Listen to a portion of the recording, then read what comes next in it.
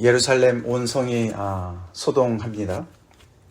예루살렘 성전 내가 이래저래 정말 들썩이고 들끓고 있습니다. 예수님이 등장하신 이후에 일어나는 변화였습니다. 어저께 그저께 우리가 계속 살펴봤지만 이렇게 정말 예수님께서 나귀를 타고 입성하시고 또 예루살렘 성전 안에서도 적지 않은 그런 일들이 소동이 벌어지지 않았습니까? 그런 일들을 통해서 당연히 종교 지도자들이 이제 보고를 받았을 것이고 또 보고를 받지 않아도 그들이 다 이렇게 정말 그 사건을 다 벌어지고 있는 일들을 보았겠죠. 굉장히 어떤 그 위험성을 또 감지했을 수도 있고 또 불쾌할 수도 있었고 그랬겠죠. 그래서 드디어 이제 오늘부터 예수님께서 그들과 이제 이렇게 이제 대면하는 논쟁하는 그런 이야기들이 이제 펼쳐지고 있습니다. 예수께서 성전에 들어가 가르치실새 드디어 대제사장들과 백성의 장로들이 예수님 앞에 나왔습니다. 대제사장들과 백성의 장로들, 예수님께서 처음에 그 예수님의 그 이제 고난과 죽음, 이제 또 부활에 대해서 예고하실 때 나왔던 그 대상들입니다.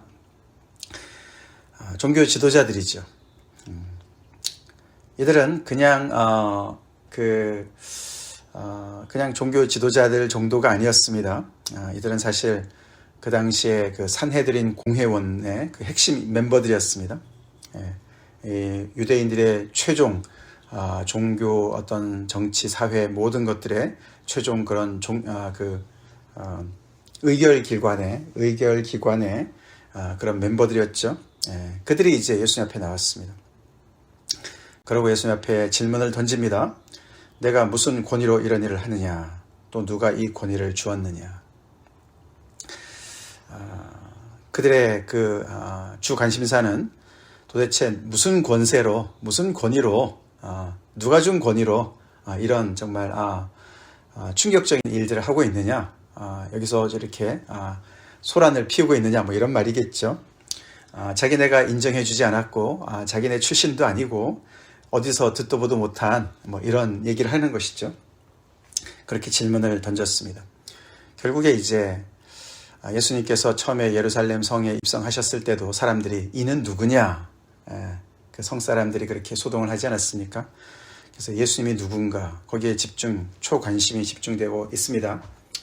그래서 이들도 결국은 이제 이런 자기네 허락 없이 무슨 특별한 그런 그 자격증도 없이 이런 일들을 행하고 있는 예수님에 대해서 권위를 묻습니다.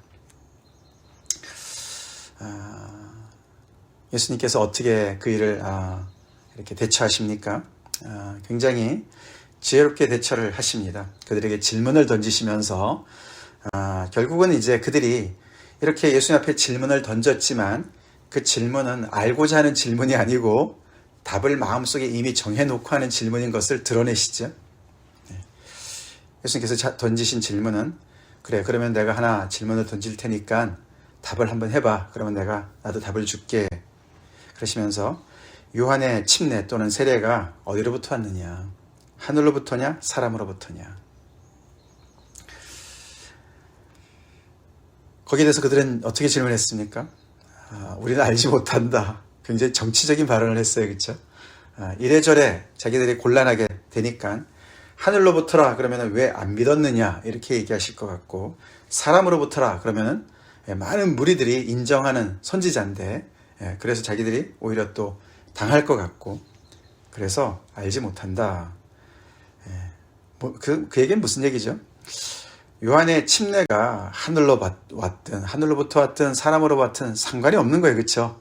그들이 이미 답을 정해놨어요. 그들의 마음에 맞으면 인정하고 마음에 맞지 않으면 인정하지 않고 그런 자세입니다. 굉장히 불순하고 성의가 없어요. 그런 그들의 그 본 모습이 드러납니다. 그래서 예수님께서 말씀하시죠. 너네가 그렇게 말을 하는 거 보니 나도 대답을 안 하겠다. 굉장히 계산적이고 정치적인 이들과 다른 모습으로 예수님은 지혜롭습니다. 예수님이 제자들한테 그렇죠. 너희는 뱀같이 지혜롭고 비둘기같이 순결해라 라고 말씀하신 그 모습을 사실 예수님을 통해서 볼 수가 있어요. 그렇죠? 예수님은 그들이 이렇게 묻는다고 거기다가 답을 그냥 주시지 않습니다. 그들의 의도를 파악하시고, 그렇죠? 진주를 돼지에게 던지지 않습니다. 그들이 관심도 없는 것에, 책 잡을 것에 예수님은 답을 주시지 않는 것이죠. 자, 그러시면서 이 얘기가 이제 시작이 돼서 이제 예수님은 비유를 적어도 세 가지를 말씀하세요. 예수님이 상징적인 그런 행동을 세 가지를 하셨어요. 그죠? 지금까지 우리가 보면은 예루살렘 성에 입성하실 때 나귀를 타고 들어가셨고, 또 성전을 심판하시는 그런 행위를 하셨고, 또 한 무화과 나무를 저주하셨습니다. 그렇죠? 그런 세 가지 비유적인 행동을 하셨는데, 이제 앞으로 이제 세 가지 비유를 들어서 말씀하세요. 비유를 들어서 말씀하시면서 결국에 이제 이 하나님께서 어떤 일을 행하시는가, 결국은 침례 요한이 이야기했던 그런 그 심판이 이 백성들 안에서 어떻게 지금 진행되고 있는가를 나타내시면서 당신이 결국은 누구신가, 당신을 통해서 이루고 있는 것이 과연 어떤 일인가를 밝혀주시는 일을 하십니다. 그 중에 첫 번째 비유를 오늘 보게 됩니다. 그 비유가 뭡니까? 두 아들의 비유라고 이제 제목이 붙여져 있죠. 자, 어떤 사람한테 두 아들이 있었다.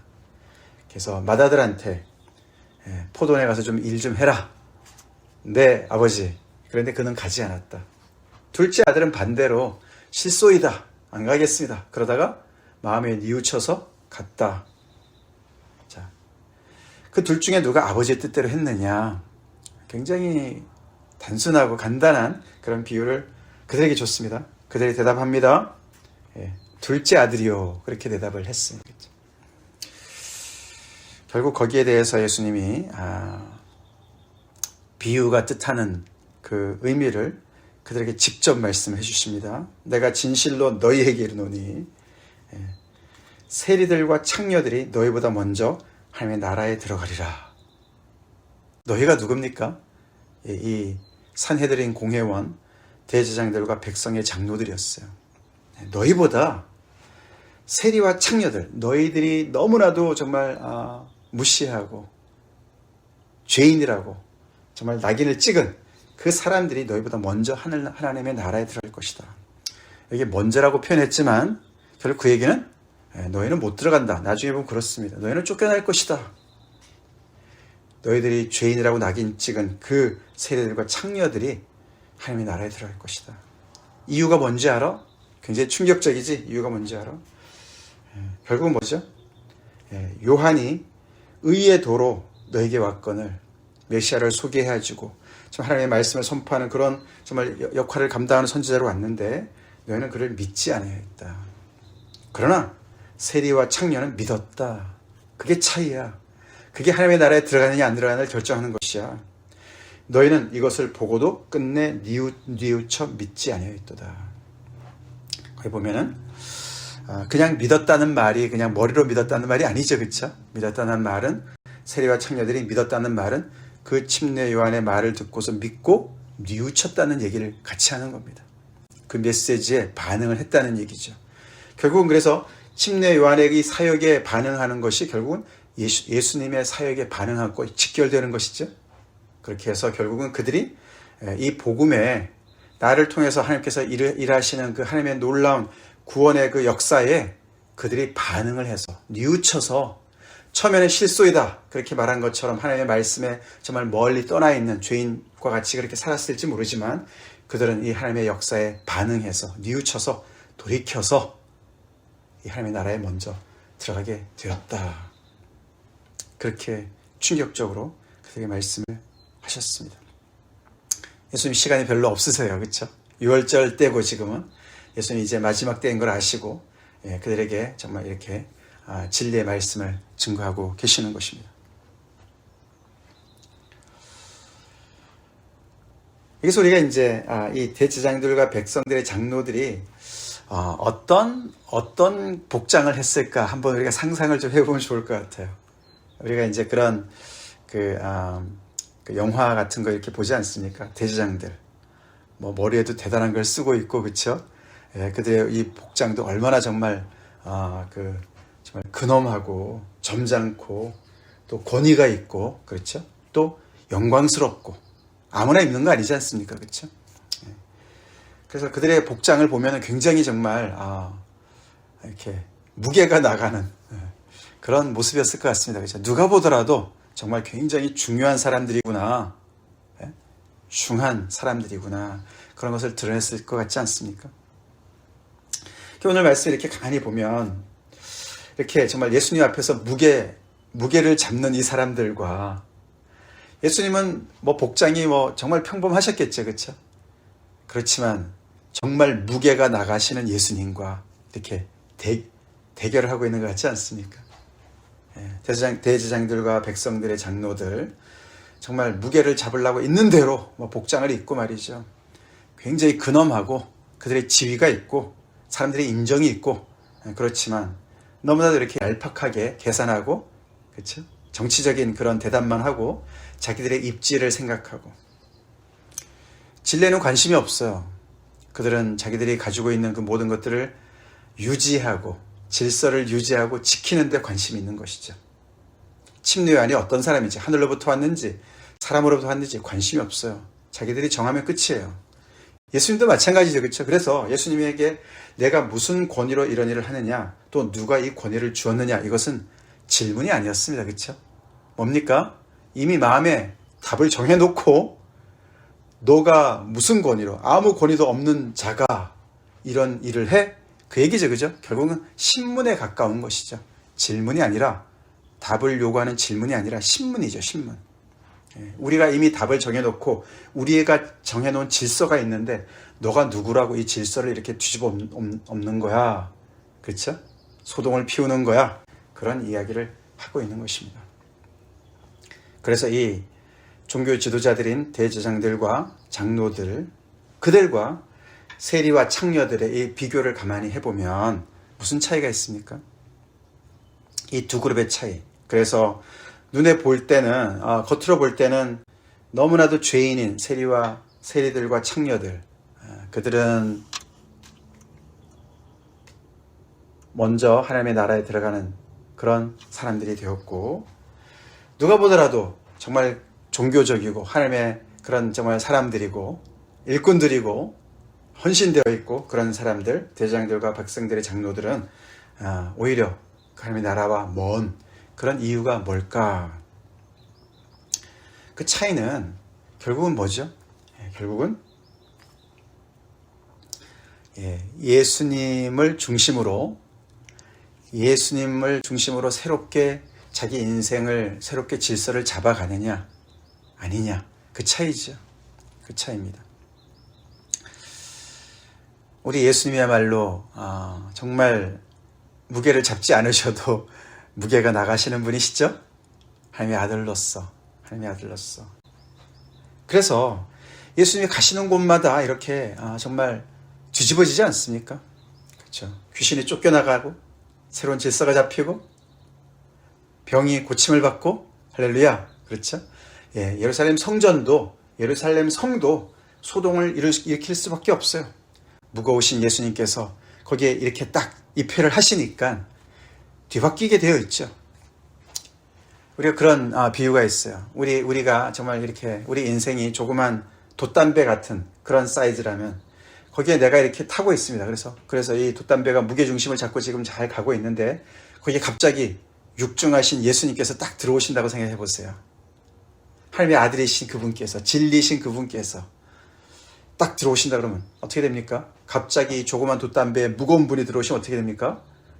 바다가 정말 이 배가 출렁거리겠죠. 그죠? 일렁거리겠죠. 그러면서 다시 이 무거우신 예수님을 중심으로 무게중심을 잡아가지 않겠습니까? 그런 일들이 벌어지고 있어요. 그런 정말 예수님께서 이 땅에 오심으로 말미암아 정말 그분을 가까이 하는 많은 사람들이 그분을 영접하는 많은 사람들이 그분을 중심으로 무게중심을 다시 잡고 있는 것이에요. 세리들과 창녀들이 그랬습니다. 죄인들이 그랬습니다. 병자들이 그랬습니다. 어린아이들이 그랬습니다. 예수님의 제자들이 그랬습니다. 처음에는 힘들었지만 예수님께서 정말 그들의 인생의 중심이 되시면서 그들의 인생이 변화가 되어 있습니다. 변화되고 있습니다. 그러나 이렇게 무게 잡는 이 종교 지도자들은 예수님을 인생에 받아들일 생각도 없고 마음도 없고 자기들이 가지고 있는 그 무게중심을 계속 잡고 있느라고, 그걸 지키느라고 애를 쓰고 있습니다. 그러니까 둘 중에 하나죠, 그렇죠? 무거우신 예수님을 인생에 모심으로 말미암아 그분을 중심으로 인생의 질서를 다시 잡을 것이냐, 아니면 그분을 거부하고 제거할 것이냐. 그래서 결국은 종교 지도자들은 예수님을 제거하게 됩니다. 감당이 안 됐습니다. 표면적인 이유는 우리가 요한복음에 나오지만 예수님 가만히 놔두면 결국은 이 로마 사람들이 다시 와서 자기들의 모든 것을 다 빼앗아야 할 것이다. 이 지금 유지하고 있는 이 미니멈의 질서마저도 파괴될 것이다. 그런 두려움에 예수님을 제거합니다. 그렇죠? 무게. 우리 무게 잡는다. 그런 표현 하잖아요. 그렇죠? 사람들 앞에서 무게 잡는다. 이런 말 하지 않습니까? 무게는 어디서 오는 겁니까? 무게라는 단어는 영광이라는 단어랑 연결되어졌다 그랬어요. 그렇죠? 그래서 우리가 하나님께 영광을 돌린다. 그 말은 우리의 무게를 하나님 앞에 드린다. 하나님이 가장 우리의 인생에 중요한 분이십니다. 그것을 고백하는 것이 하나님께 영광을 돌린다는 것이에요. 무게는 다른 데서 오는 게 아닙니다. 그렇죠?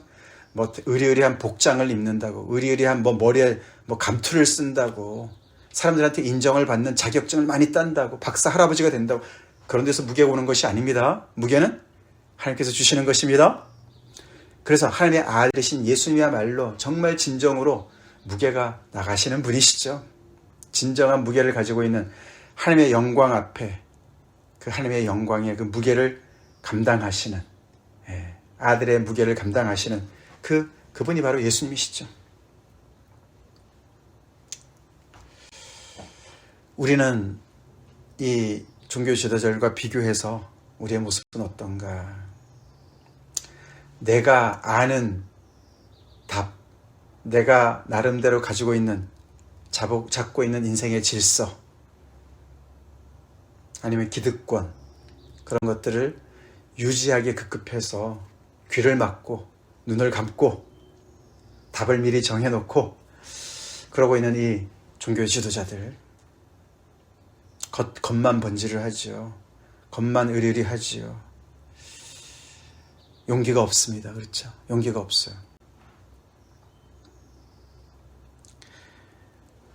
그래서 계속해서, 그렇죠? 어린아이와 어른 비교가 되지 않습니까? 너무나 어른인 척하는 이 사람들, 그렇죠? 그래서 너무너무 정말 머리에 쓰고 이고 지고 대단한 그런 정말 의복을 입고 엄청나게 이렇게 정말 짓눌려 있는, 그 무게에 짓눌려 있는 그런 사람들의 모습을 봅니다. 거기에 반해서 세리와 창녀들, 글쎄요, 이 사람들은 또 왜 그때 이렇게 지탄의 대상인 이런 세리 같은 그런 직업을 가지고 또 창녀들, 정말 왜 할 일이 없어서 그런 일을 했을까? 유대인들 중에서 하나님께서 정말 분명한 말씀이 있는데 모르죠, 그렇죠? 속사정을 모릅니다, 그렇죠? 어떤 사람들은, 그 중에 어떤 사람들은 정말 생활고에 밀려서 떠밀려서 정말 다른 직장이 없어서 그렇게 했을지도 모르겠어요, 그렇죠? 옳은 일이죠. 그러나 중요한 것은 자기들의 마음속에 답을 나는 다 알아. 나는 틀릴 수가 없어. 나는 틀리지 않아. 이 종교 지도자들은 그런 마음을 갖지 않았어요. 그렇죠? 나는 정말 너무나 부족하고, 나는 정말 약하고, 나는 정말 하나님 앞에 너무나 죄스럽고, 그런 마음이 있었던 사람들이죠. 그렇죠? 그러니까 그런 사람들이 돌이킬 수가 있는 거예요. 나는 절대 틀릴 리가 없어. 나는 답을 다 알아. 그런 사람들이 어떻게 예수님 앞에 나오겠습니까? 우리 예수님 앞에 가까이 가면 갈수록, 말씀을 들으면 들을수록 이 성전에 가장 가까이 있었던 가장 핵심적인 인물들, 대제사장들과 백성의 장로들, 어떻게 이렇게 굳어질 수가 있었습니까? 그렇죠? 예수님의 이런 임재 앞에서도, 존재 앞에서도 자기들의 그 입지를 계속 고수하는 이 끈질긴 이 자존심과 이 끈질긴 이 정말 이 자만심, 아집, 고집, 이 종교적인 고집, 그게 가장 무섭다 그러지 않습니까? 누구 말도 듣지 않습니다. 우리는 얼마나 하나님 앞에 열려 있습니까?